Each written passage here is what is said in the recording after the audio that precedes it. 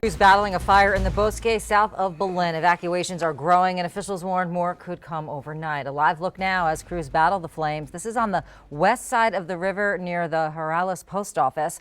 The latest evacuations coming for residents on Rio Grande Stables Road.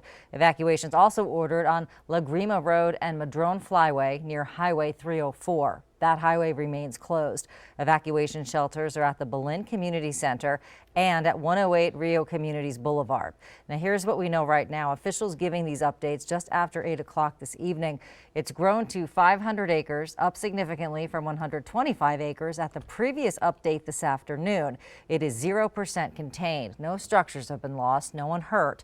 Around 265 homes are without power because PNM had to cut lines impacted by the fire. And the fire has been moving north, and there are reports of ash falling in neighborhoods this evening. The flames jumping the river, so it is now burning on both sides. With the type of fire activity that we're seeing, it's developing a lot of spot fires as well. That's how the fire spotted across the river. And so they're working on multiple fronts right now. They're on both sides of the river. Structure protection, again, is a priority. And, you know, as this fire season is kicking off early, it's only in March, and, you know, we have a rather large event.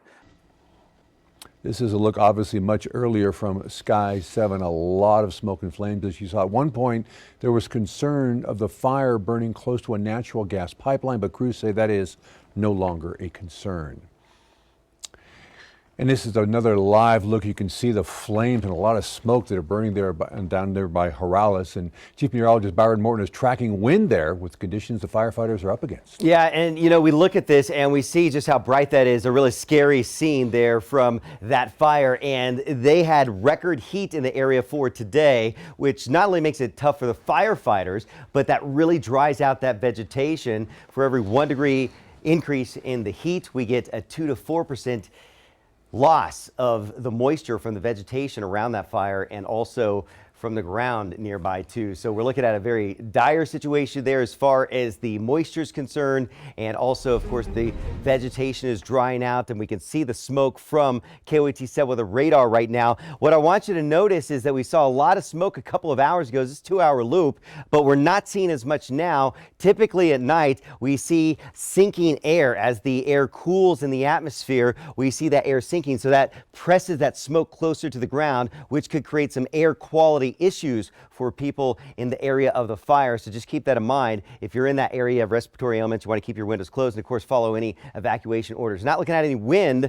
at the surface in the Belen area right now. 0 right now. Calm wind, 67 degrees current temperature. The wind is expected to stay light as we head through tomorrow, which is good news for the firefighters. But I do think for Thursday we're gonna have some stronger breezes pick up, not only for the area of the fire, but into the northeastern part of the state. We already have fire weather watches in effect, and pretty much all parts of New Mexico have critical fire conditions. And then looking ahead to the weekend, we'll have the potential of some dry lightning, which could spark more fires in New Mexico. We will have a chance of some rainfall from these storms, but right now it looks like primarily the onset will be of the dry and gusty nature. I'll time it out. Future Track 7 in just a bit. First, let's get back to Doug and Shelley.